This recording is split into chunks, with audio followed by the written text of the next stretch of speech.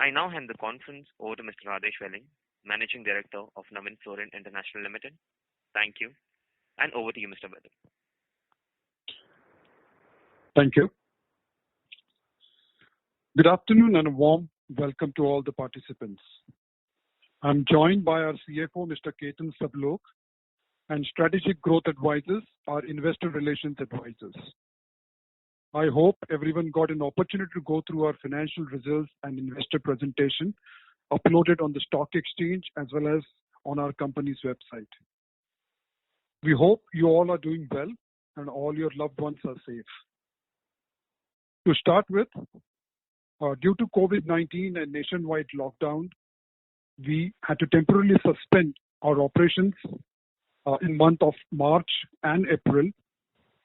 During this period and thereafter, the team has worked diligently to develop and implement strict operating guidelines and protocols to ensure safety of our staff and workforce. We have set up a special risk management office which meets every day to review the situation across our businesses and take whatever decisions are required to be taken on real-time basis. We believe the performance of this Q1 FY21 does not represent normal quarters operations. Revenue for Q1 FY21 was down 15% on year-on-year basis and by 23% on Q-on-Q basis. Our efforts towards increasing revenue contribution from high-value businesses and some of the decisions made on product pricing and cost management helped us maintain operating EBITDA margin at 25% plus even in this challenging quarter. Our high-value businesses, which are primarily specialty and our CRAMS business, they grew by 18% on Y-on-Y basis to 131 crore. It contributed 64% of the total revenue in Q1 FY21. On Q-on-Q basis, it was down by 17%, largely impacted by the plant closure. Now I'll go through each of the businesses that we have. On specialty business, grew by 13% on year-on-year basis to 97 crore on the back of well-balanced growth driven by life science, crop science, and industrial segments. On Q-on-Q basis, we lost revenue for approximately 15 days in the month of April due to shutdown of plant operations, which resulted into revenue being down by approximately 7%. Project flow continues to be extremely strong, and now we are in the process of strengthening our technical and commercial capabilities to be ready to capture and realize the growth opportunities in this particular vertical. Moving on to CRAMS, the business grew by 35% on year-on-year basis to 34 crore. We started this financial year with strong order book position, which should help us deliver strong future growth in this particular business. We saw some impact in Q1 FY21, primarily again because of the lockdown, but on longer term basis, we remain very positive about this business on back of strong inroads we have made and we continue to make into global pharma majors. Coming to our legacy business, that is RefGas and inorganic fluorides. Revenue was down by 43% on year-on-year basis to 74 crore. On Q-on-Q basis, it was down by 31%. The performance was impacted due to weak demand from the end users due to lockdown and plant closure. Legacy business contributed to 36% of the total revenue. On RefGas, revenue was down by 41% on year-on-year basis to 46 crore. The impact was largely due to weak demand from the OEMs as well as from the trade market. On Q-on-Q basis, we were down by 18%. In international markets as well, the demand remained quite soft, primarily due to destocking. Moving on to inorganic fluorides, the business was down by 46% on year-on-year basis and by about 45% on Q-on-Q basis to 28 crore.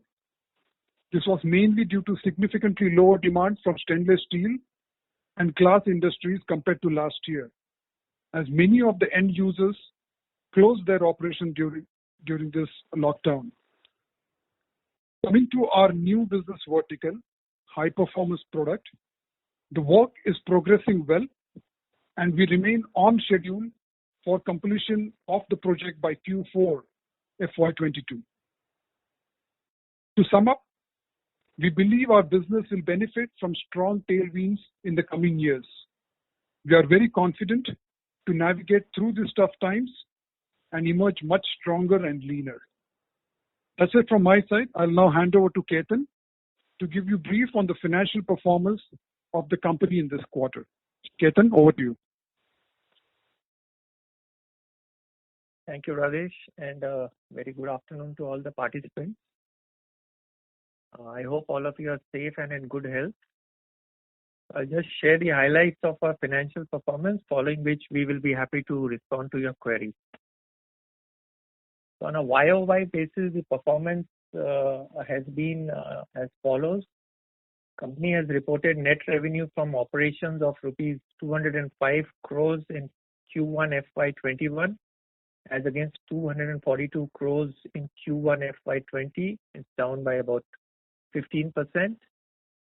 As Rajesh already mentioned earlier, due to the COVID-19 and the nationwide lockdown announced by the government, Navin had temporarily suspended manufacturing operations at its facilities during March end and early April.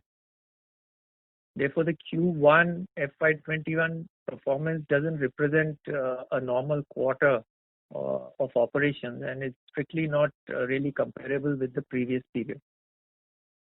The operating EBITDA stood at rupees 52 crores in Q1 FY21 as against 61 crores in Q1 FY20, down about 14%.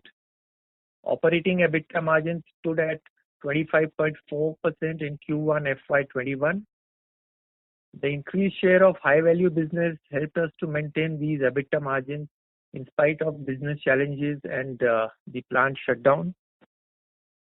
To add to this, the product mix and some of the price increases that we had taken during this quarter helped us sustain these EBITDA margins. The operating PBT stood at rupees 42 crores for Q1 FY21 as against rupees 53 crores in Q1 FY20, down by about 21%. The operating PBT margin stood at 20.5%. The profit after tax stood at rupees 52 crores, while the margin was at 25.2%. Coming to unit-wise performance for Q1 FY21, the legacy business was lower by 43%, whereas the high-value business grew by 18%. The legacy business showed a downtrend due to fall of about 46% to 28 crores in inorganic segment and about 41% to 46 crores in refrigerant gas business YOY basis. The specialty segment grew by 13% to 97 crores and the CRAM segment grew by 35% to 34 crores. I'll just update you on the Q1Q basis for the performance on the standalone basis. On Q1Q basis, the revenue was down by 23%, again impacted by complete suspension of operations. The operating EBITDA was down by 23% in line with the sales drop. However, we were able to maintain the operating EBITDA margin at 25.4%. During the quarter, towards our ongoing commitment to support the central and the state governments in their mammoth task of fighting with the COVID-19 pandemic, in the month of April, the company made an aggregate contribution of about rupees 5 crores to the PM CARES Fund and the Chief Minister's Relief Funds of the three states of Maharashtra, Gujarat and Madhya Pradesh. The impact of the same is visible in the financials of Q1 FY21 and is included in the other expenditure. There has been significant increase in the other income on the back of interest income from tax refunds which came in this quarter. The interest element was about 26 crores. Operating PBT was down about 26% and profit after tax strictly not comparable due to the tax adjustments which we had done in the last quarter of FY20. Coming to the unit-wise performance, the legacy business was lower by 31%, while the high-value business was lower by about 17%. So that's all from my side. I'll now open the floor for Q&A, and we'll be happy to respond to your queries. Thank you very much. Thank you very much. We will now begin the question and answer session. Anyone who wishes to ask a question, you may press star and one on your touchtone telephone. If you wish to remove yourself from the question queue, you may press star and two. Participants are requested to use handsets while asking a question. Ladies and gentlemen, we will wait for a moment while the question queue assembles. Anyone who wishes to ask a question, you may press star and one.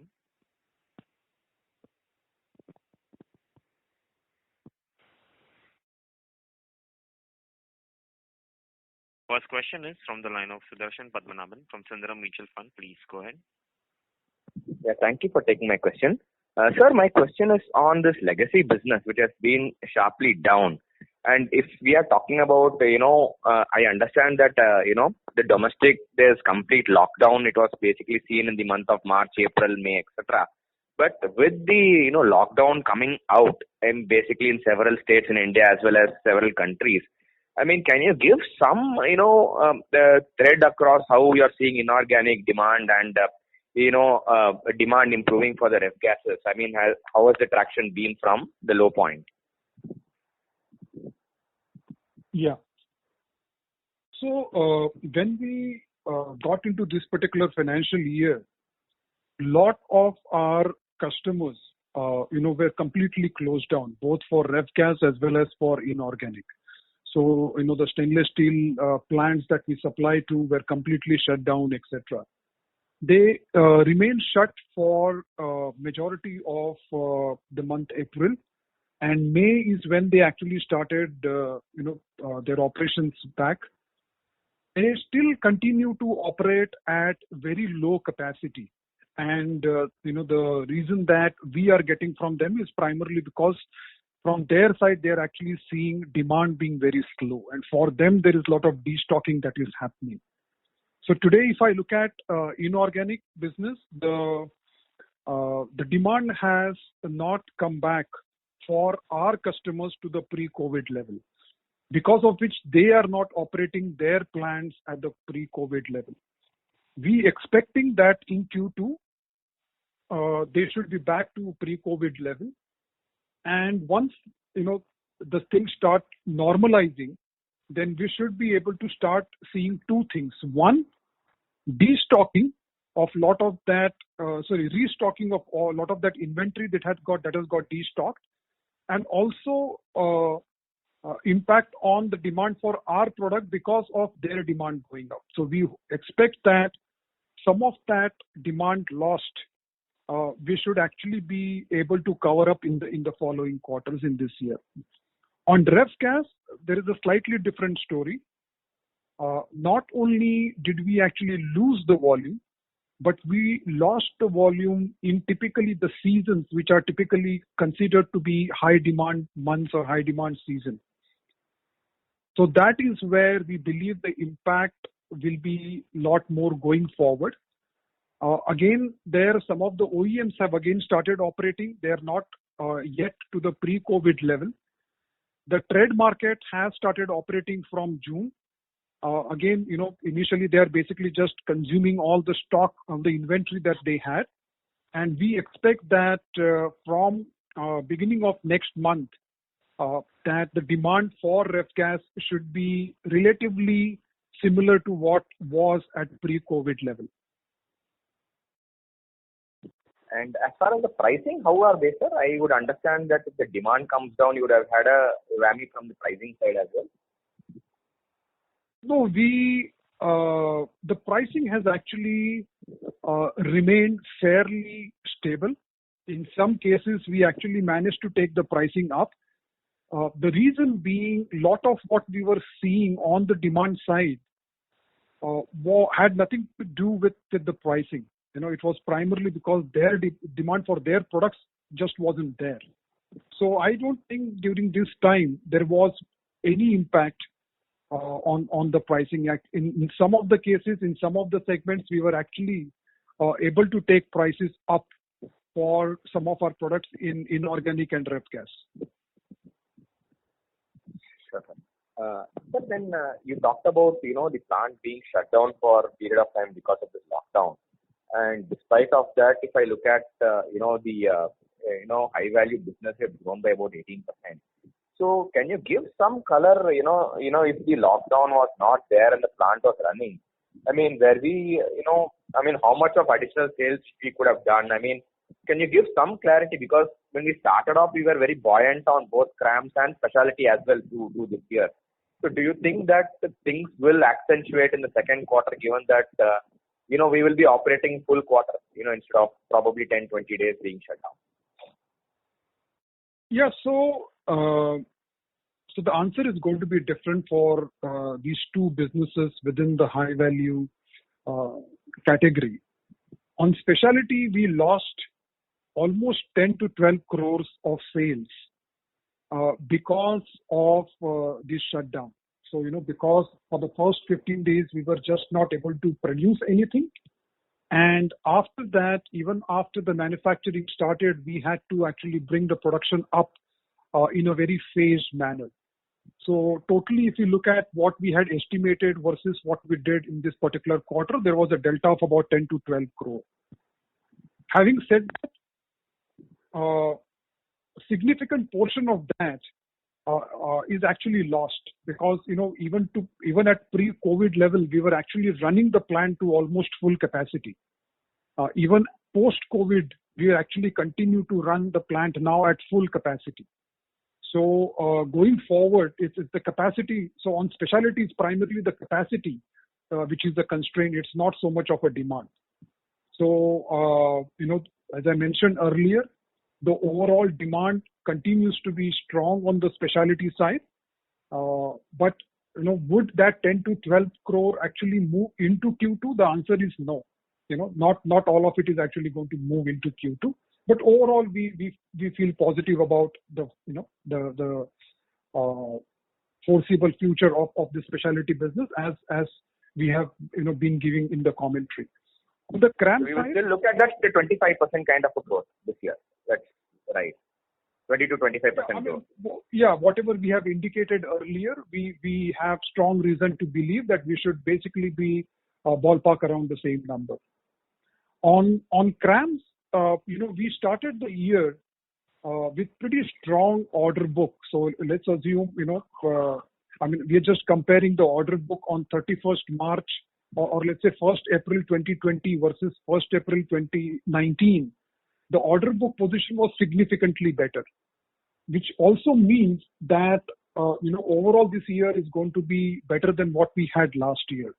Now, because of this, in CRAMS, what happens is your typical manufacturing cycle is a lot longer than in most of the other businesses that we have.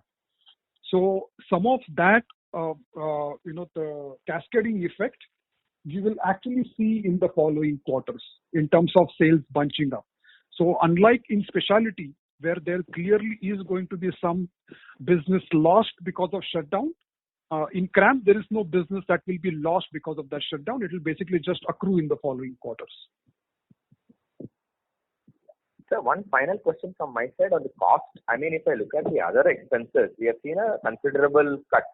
I mean, if I remove this, 5 crores of donation, the contribution that we have done, almost from 47 crores on a Q-on-Q basis, we are down to 30 odd crores. But I am not able to see a similar kind of a benefit on the employee cost. So, number one, can you illustrate the kind of cost cutting that you've done on, the other expenses, whether we can see more cost cutting in the second quarter? And a little bit color on the other, the employee cost as well. It really is not reflecting as far as the cost is concerned as much as what we are seeing on the gross margins and the other expenses. Yeah, so as you know, other expenses actually has a component of the variable piece as well. So there are a lot of utility cost, etc., that actually sit in there as well. And some of those other expenses actually have come down in proportion to the sales coming down. There is one where we've actually done some cost rationalization, which is primarily on your repairs and maintenance. because almost for 1 month the plant was shut, and then for some of the following weeks, the plants were not operating to the full capacity. So we use that as an opportunity to relook at our R&M cycle, etc., and we've identified a few opportunities for cost rationalization there. So some of that is what is getting reflected in the other expenses. As far as the employee cost is concerned, we have not behaved differently because of COVID. So so first of all, there has been no reduction in the workforce. We've actually gone ahead with the increments, etc., as if it were a normal year, primarily because we are trying to invest in the future. Also, some of the new recruitment, etc., that we had planned for, let's say, Q4 as well as Q1, we have actually gone ahead with all those recruitments. As a matter of fact, we have actually been a lot more aggressive on recruitment, on new recruitment, than we would have otherwise been. Because of the situation, we actually had access to really good talent available in the market.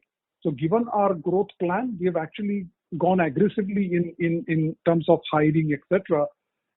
So because of that, and that is actually getting reflected in the other expenses, in the employee benefit that you are seeing there, especially versus Q1 of last year. Sure, sir. Thanks a lot, sir. I'll join back. Thank you very much. A request to all the participants, please restrict to 2 questions per participant. If time permits, please come back in the question queue for a follow-up question. Next question is from the line of Abhijit Akella from IIFL. Please go ahead. Yes, good afternoon, gentlemen. Congratulations on a good quarter in challenging times, and thanks for taking my questions. First, just an update on the capex outlook for this year and maybe even in the future. So we had plans to, for example, consider projects in specialty chemicals this year in particular.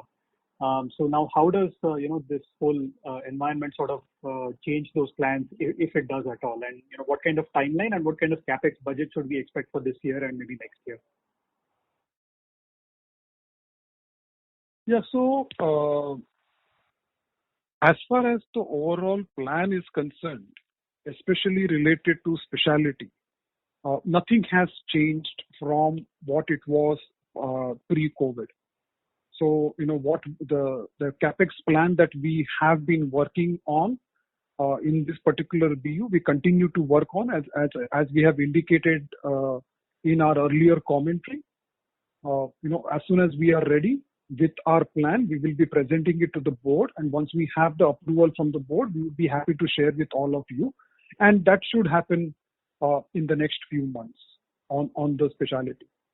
One thing that we are clearly seeing is that the overall project flow has significantly gone up. So, which means that we will actually have follow through capex plans, especially on the specialty as we move ahead. Will all of that happen within this financial year? Maybe, maybe not.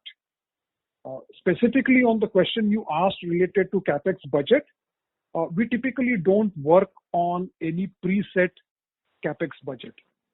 So we look at each of the opportunities on its own merit, and once we feel that we have strong enough business case where we have ticked all the commercial, legal, financial, and technical boxes, then we take that business case to the board. So we don't actually start a year with any preset capex budget per se, especially for the new opportunities. Got it. That's helpful. Thank you. And then just with regard to your comment regarding significantly increased project flow, if I may just request you to elaborate a bit more on that. Is this arising because of the COVID environment and the kind of anti-China sentiment prevailing globally? And if so, or even if not, is this largely in the specialty chemicals BU, in agrochemicals, or are we seeing it in any other segments as well of our business? Thank you. Yeah.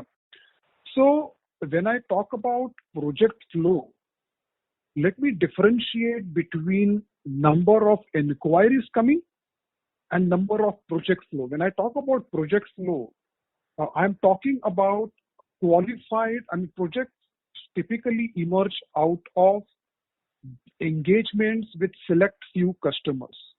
So if you generally see the inquiry flow, which part of that is actually happening because of China, etc., is significantly up. But that doesn't really mean much, and that is not what I was referring to when I was talking about project flow.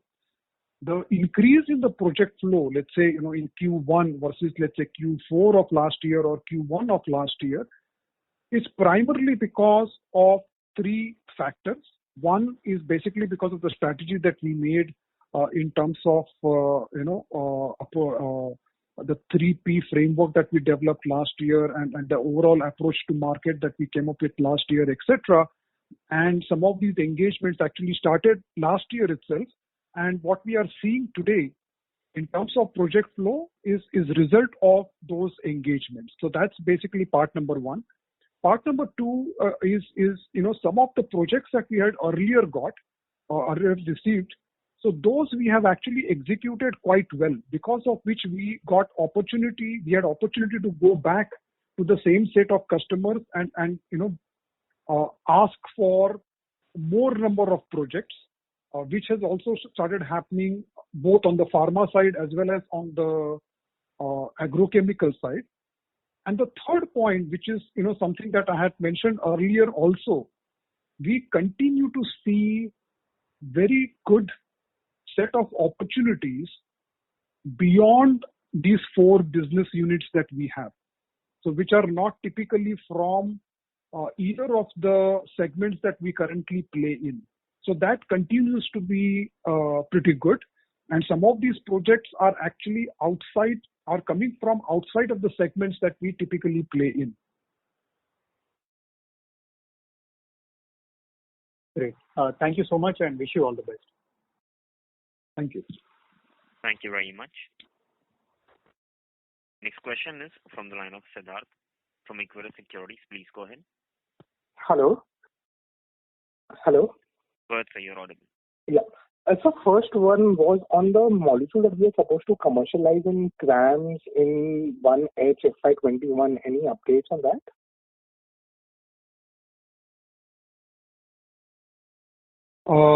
I think you are basically talking about the end product which our customer was supposed to commercialize. Correct. Yeah. Yeah.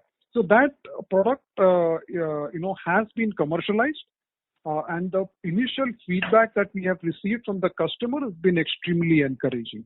The product seems to be doing quite well on the market. And so secondly, on the high performance product, and you had recently spoken about electronic chemicals and semiconductors as well as new opportunities in fluorine. Could you throw some color on the opportunity size in that industry? No, I think it will be a little premature to talk about the overall opportunity size, etc. There are two things that we can, however, say. Is that one, as I mentioned earlier, we're clearly seeing opportunities outside of these four traditional segments that we play in. And in these areas that we are talking about, lot of demand for fluorine molecule is basically in terms of substitution of the other molecules. It's not basically market share gain. It's basically new market creation, which is what is happening there. So, I mean, this typically will be a high margin business for us, or it will be a moderate to low business margin? I think, as I said, I think it's a little too early, because margin is a result of not only what the market gives, but also you decide to execute on a particular opportunity. Obviously, from our side, the areas that we select will be such that will actually give us overall margins, overall higher margin than our existing business. I mean, that will obviously be our intent. But, what would the exact margins be? How much would those be higher by, etc., is something that I think is too early to talk about. Okay, sir. Thank you. Thanks. Thank you. Next question is from Karthikeyan, QS Advisors. Please go ahead. Yeah, hi. Good afternoon, Mr. Rajesh. I'm following up on the same point you just made. Just wanted to understand this slightly better. When you talk about substituting fluorine for other molecules, would this be in the nature of a patent extension or a completely new chemical entity? And therefore, how does that change the patent life cycle addressable opportunity for us? Some thoughts on that, please. Yeah. So some of these are actually going to be new chemical entities, and that is where we are actually working with our customers, etc. And so there are a lot of joint development efforts going on there. But majority of those are existing chemical entities, but developing newer applications in this newer segment form. Okay. So there is a lot of know-how, etc., that comes in here. So, specifically related to patent, I think it's difficult to say because molecule to molecule is going to be different. But one thing I can definitely say is that most of what we are doing here is extremely proprietary. Oh, interesting. And therefore, how close would these be to the commercialization stage? Would they be a 1 to 3 year kind of a thing? Or do you think the timelines could be much drawn out? No, again, some of these opportunities are, obviously they will not be 1 year, because if it's 1 year out, then we need to be, currently constructing the plant. So sure. They will all be 1 year plus. But there are some opportunities which are relatively closer. Whereas some of them are, slightly farther away, because especially the ones where the development work is still going on, those are, let's say, 3 to 5 years out. But the ones where the development work is already completed or almost completed and the application piece is going on are, I would say, about 1 to 3 years out. Interesting. Fantastic. Best wishes for this. Thank you so much for that. Thank you very much. I request to all the participants, please restrict to 2 questions per participant. If time permits, please come back in the question queue for a follow-up question. Next participant is Hasmukh Gala from Finvest Advisors. Please go ahead. Yeah, congratulations for good set of numbers. I think very elaborately you have explained. Sir, can you give us some flavor on this HPP contract which we have got? I think it's still quite far away. You will be doing it in Q4 FY22. And you also said that the products that you will be dealing will be totally different than what you are existing doing. So in terms of the user profile, whether they are the same, maybe product will be different, but the user profile of different industries to which we cater, will it be the same? So I think related to HPP, I think we have already given out a lot of information. So this is a proprietary product. This is a highly patented product. And this is basically a contract that we have signed with a customer. So the entire product will actually be supplied to them. And this product actually goes into number of applications. It doesn't go into one single application, and hence there is a significant diversification in terms of application basket. And there are newer applications which are being developed for this end product. The interesting piece here is also that some of the intermediates which get generated while manufacturing the end product could also have very nice applications, and that is what we are also working on. Some of these we are working on independently, some of these we are working on with the same customer on. Okay. So are there any more such deals in the offing? So we continue to talk to various customers for these kind of opportunities.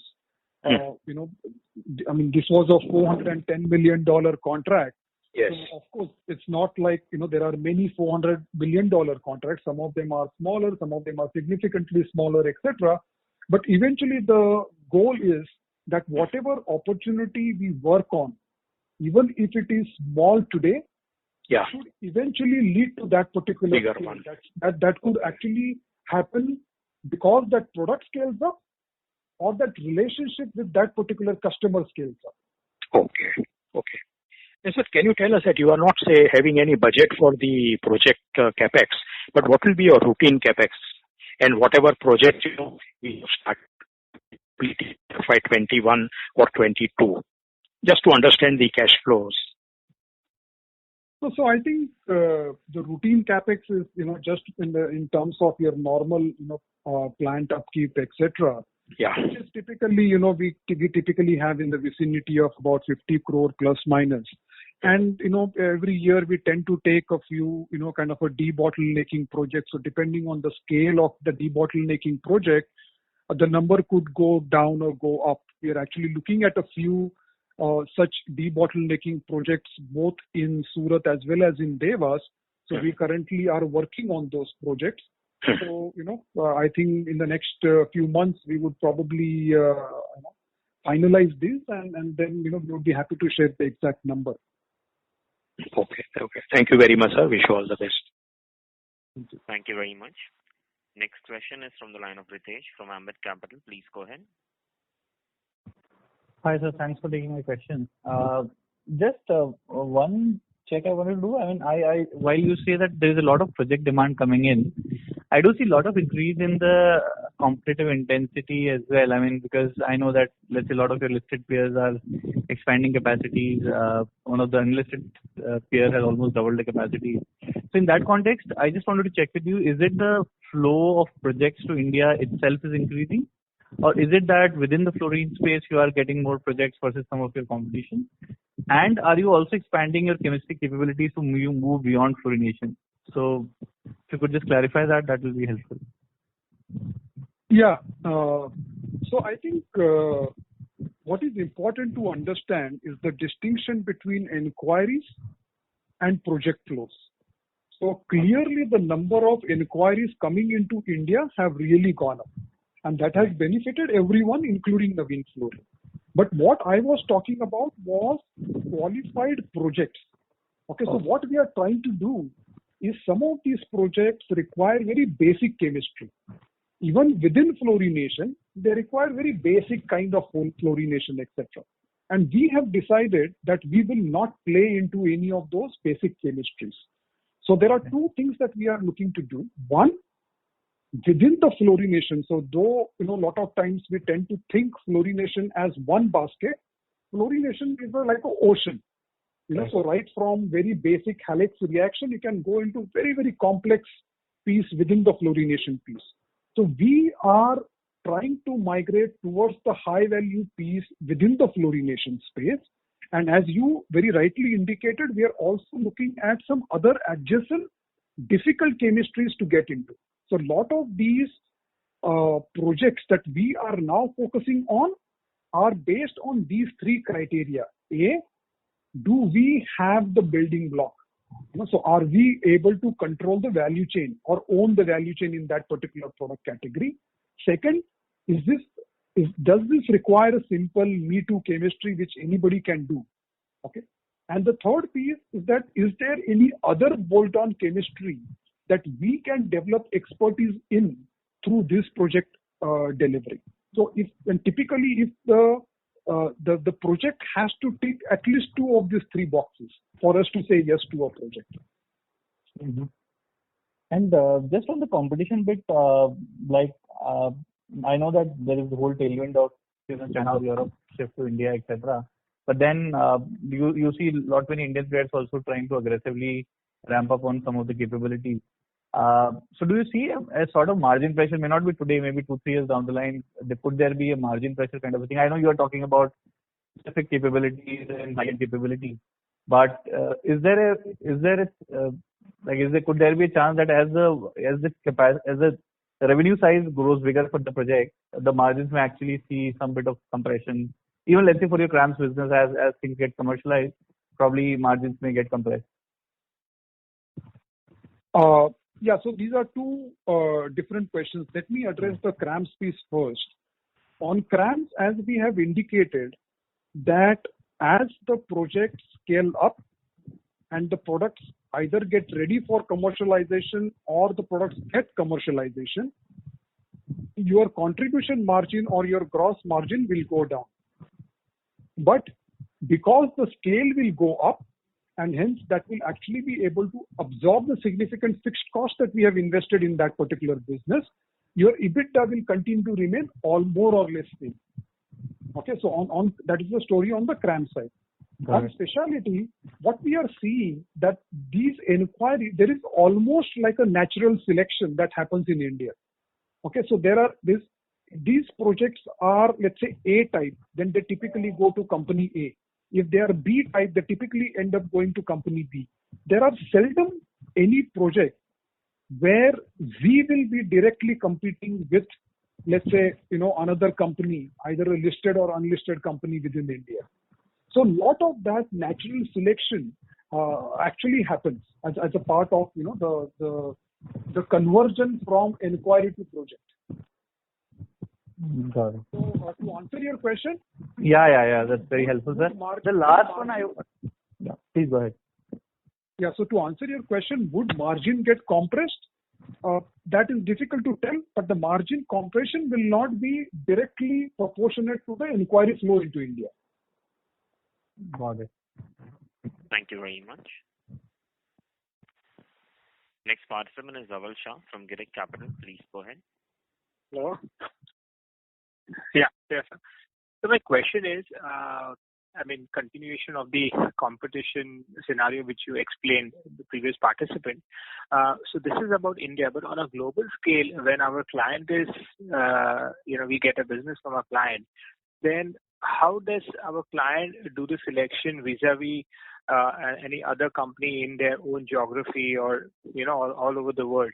So how does the selection happen? So does our cost play a very significant role, or it's our chemistry skill which we want to cater to the higher end of the fluorination pie, and is it based upon that? Yeah, so how does the selection happen will obviously require a lot of time to answer, and I don't think we will have enough time to talk about it today on the call. But generally what Naveen tries to do is that we try to play in any project, we try to play upfront. So we try to play closer to the point of development. Even if it's agrochemical or pharmaceutical, we typically engage with the customer right from the development stage or the discovery stage to development phase to commercialization stage. So versus, let's say, a lot of other Indian companies who actually come into picture, either towards, closer to the product getting off patent or 3-4 years post the product commercialization. So we typically tend to play upfront and then continue to engage with the customer through the life cycle of that particular product. Okay. So here in based upon say some other MNC companies competing with us. So then Indian cost at that time will really play big to help you get that business. Yeah, so the competition is, you obviously need to be cost competitive. That goes without saying. But most of the projects that we won, that are won by Navin Fluorine, are won because of our technical capability and capabilities related to overall governance and the strength of our balance sheet. So typically these are the three factors which help us win the projects. Got it, sir. Great, sir. Good luck. Thank you. Thank you very much. Next question is from Rajesh Kothari from AlfAccurate Advisors. Please go ahead. Good afternoon, sir. So my first question is in the CRAMS side of the business, any further capex apart from the the HPP project? Any further capex on CRAMS and specialty chemical in the parent company? Yeah, so as I mentioned, so the question is specifically related to parent company? Yeah. No, so most of our new capexes that will happen going forward are going to happen in our subsidiary, which is a wholly owned subsidiary, which is NFSL, Navin Fluorine Advanced Science Limited. Okay, so so basically when we talk about Navin Fluorine, it's primarily the plant in Surat, which is there. But yeah, if you specifically ask me, would there be capexes coming? Yeah, surely. As I mentioned earlier, there will be capexes coming up in specialty in the next few quarters. And CRAMS is something that we continue to closely evaluate. As the order book strengthens, and basis our engagement with the customer, and basis the input that we get from the customer on how the molecules are performing, we continue to look at opportunities. We continue to look at opportunities in CRAMS. So therefore, since the HPP project, what you are putting up, that $400 million contract, whatever the facilities you put up over there, whether the same facility also can be used for the other customer apart from that customer which you have contracted, or it is dedicated only for that?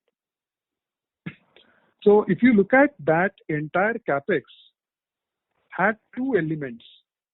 The first element was the investment that we got approval from the board on developing the infrastructure. So that meant, the investment in road, boundary, setting up the effluent treatment plant, administrative block, etc., etc. Now, all those facilities are going to be used, are basically shared services, which will be used for not only HPP project but also projects which will be coming later on. Then there is investment specifically related to process plant for this particular project. So that's a dedicated investment for this product for this customer. I see. So that 365 crore is the dedicated manufacturing facility. That's a dedicated one. Okay. And this, this capex of 365 crores plus 71 crores for captive power, these inherently means, what kind of a, return on capital employed post-tax? Yeah, so that, most of this data actually we had given out when we announced the project. Our expectation is that return on capital will continue to be more or less similar to the overall return on capital that we have for the company. It will be slightly higher. Post-tax. I'm asking post-tax. Yeah, post-tax. Yeah, post-tax. I see. Got it. One question, if I can squeeze. Within the specialty chemical, how the agrochemical is doing versus the other segment? So if you look at just the number of project flow, we are actually seeing them across the segment. But typically the projects in agrochemical tend to be larger than the projects, let's say, in pharma, etc. So they tend to be of higher value. But what we try to do is that we try to strike as much as possible a balance between these projects coming from different segments. So that our project, our pipeline doesn't get too lopsided, because otherwise what happens is, typically if there is a down cycle in agro industry, then your entire business goes for a toss. So we would rather not put ourselves in such a situation. Right. But that is basically your target. But in terms of the actual, because like for example, if you look at last 3-4 years, there is always issue at times of the inventory, clients shifting the deferment of their demand and so on and so forth. So I'm saying more from the trends perspective. How do you see the user industry trends in your specialty chemical business? Again, specialty chemical is too wide a space. Yeah. We are primarily talking only about 2 or 3 segments within the specialty chemical industry. But again, as I mentioned, the project flow continues to be strong in both pharma as well as agro, and so is the case on the industrial segment. Pharma typically tends to be of lower volume, higher margin, and steady state demand, versus agrochemical, where there is typically higher volume, relatively lower margin, and huge amount of volatility in demand from year to year. Okay. And industrial? Industrial is very project or a product specific. So whereas in pharma and agro, it typically tends to be almost like a service business. In industrial, it tends to be a product driven business. So that depends on which of the products are you looking to develop and deliver. So in the products that we currently have in industrial segment, we are the world leaders in that. So we have the largest market share, and now we are actually looking at some other such possibilities that we can expand that particular business in. Thank you very much. A request to all the participants, please restrict to 2 questions per participant. Next question is from the line of Anand Bhavnani from Unifi Capital. Please go ahead. Thank you for the opportunity. Congratulations for a relatively solid performance by the standards of the economic conditions. Now, the 2 questions that I have, one is if I were to, go to the Manchester Organic website, and I should congratulate you, you updated it very well. I see that there's a catalog of 50,000 products that we talk about. There are certain case studies that you have put. So if you can give us a sense of how does this catalog of 50,000 products stand vis-a-vis our competitors in the global fluorination arena? So if we have to compare with certain European players, certain Chinese players, if you can give us some sense on that aspect of the business. No, so catalog business actually runs in a very, very different manner. Okay, so if you look at in the catalog business, the companies that we compete with, some of the companies that we compete with are fairly large, catalog companies. So those are like Apollo, etc. So so that will not be the right comparison. Now, if you look at the companies that we compete versus, especially on the fluorine side of the business, there are not many companies. There is hardly any company which is present in the catalog business.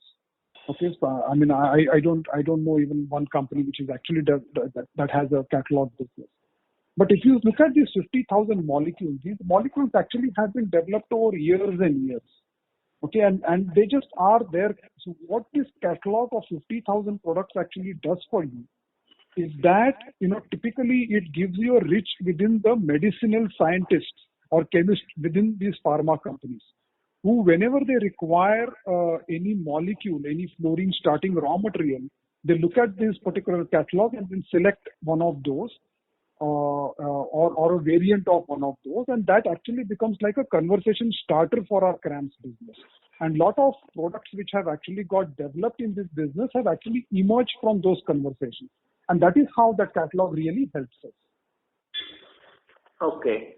Now coming to the CRAMS part, we last year when we used to discuss in FY20 CRAMS business, there were 2 molecules that we were anticipating could get into some kind of commercialization. So one molecule is in H1. Any update on the second molecule?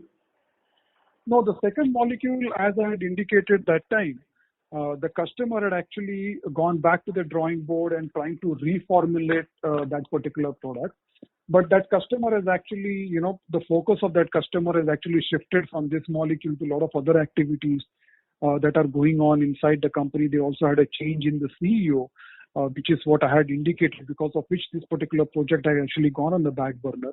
So we continue to discuss, we continue to talk to that particular customer, but that particular project has been put on the back burner for now.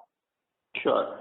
And the second question on CRAMS, now the presentation and the opening remarks, you explained that the order pipeline is strong. But if you can give us some, sense on the word strong, like when you say strong, can we anticipate a certain amount of growth? Even a ballpark sense will be very useful. So if you can comment a bit on how do you see capacity utilization in the context of your statement that the order pipeline is strong? No, so as we have often indicated, CRAMS business is a very difficult business to look at it from the quarter to quarter perspective. So what I mean by that is that, so when we had presented the investment for our CGMP3 plant, we had indicated that we will be at X number in 3 to 4 years. And in the initial 1 year, we actually had some hiccups because of which, and that is primarily because our order book position wasn't strong enough for various reasons that have been explained in our previous commentary. So which we actually, last year, we actually managed to address that. And because of that, now we feel fully confident in our ability to achieve the numbers that we have actually given out for the capex of CGMP3, which is where we had basically said that, we will be at approximately about 2 to 2.5 times asset turn in about 3 years, we feel fairly confident now of achieving that versus where we were, let's say, a year back. Wonderful. If I may squeeze one last question. So in case of our CRAMS, you mentioned that the project cycles are longer than our other segments. So, and the revenue can then be, the work done this quarter might spill into revenues as next quarter. In terms of timelines, what's the number of days of a typical project cycle in CRAMS? What's the longest project cycle? What's the smallest product cycle that we have done? If you can give some sense on that. Yeah, so the comment that I made earlier was not with respect to project cycle, it was with respect to manufacturing cycle. So by manufacturing cycle, what I was talking about is from the point of time the raw material is fed in to the point the final product comes out. Typically it tends to be longer in CRAMS versus, let's say, specialty or any other business. That is what, I was talking about. So can you quantify a bit, like it is like a few days or a few weeks in CRAMS? That depends, product to product. So it's going to be very different because some would have 3 steps, some would have, let's say, 7 steps. But I'm saying typically if you look at in specialty, if there is a 7-step product, it would not take, more than a week. But in CRAMS, if it's a 7-step product, it could actually take 2 months. Thank you very much. Next question is from the line of Nav Bharadwaj from Andhadi Shares and Stock Brokers. Thank you for taking my question. Sir, just a continuation on the previous one. If you could shortly explain the revenue recognition in CRAMS as to when do we recognize, at what stage do we recognize the revenue in CRAMS?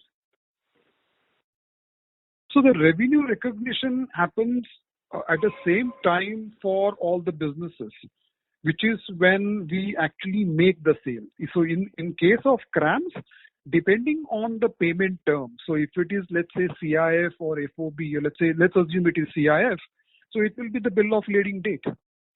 So a lot of it also depends on the payment term, etc. But the point of recognition is very similar for all the businesses. It is basically driven by the payment term and the Incoterms. Not payment terms, sorry, Incoterms. So typically, let's assume that it is CIF. Specialty also will get recognized on the date of bill of lading date. Similarly, for CRAMS also, it will get recognized on the onboard bill of lading date. Great. Also, in terms of specialty, so this time the revenue that we have got, the growth that we've received, is it in terms of more from the the specialty from the pharmaceuticals or from the agrochemicals or industries? Where have we seen the growth coming in from mostly?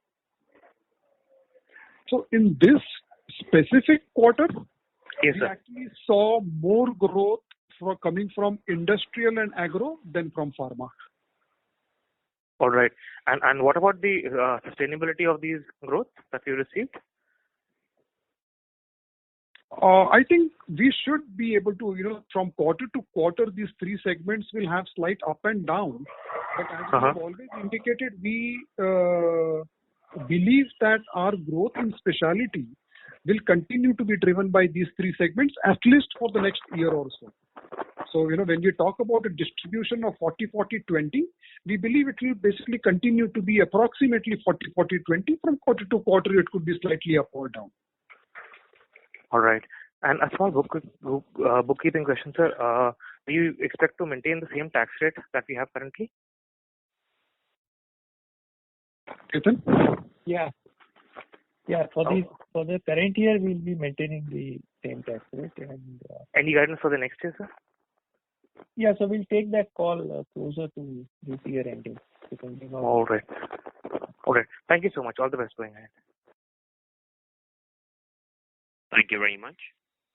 Ladies and gentlemen, due to time constraint, that will be the last question for today. I will now hand the conference over to Mr. Welling for closing comments. Yeah, I would like to thank everyone for joining on the call. I hope we have been able to respond to your queries adequately.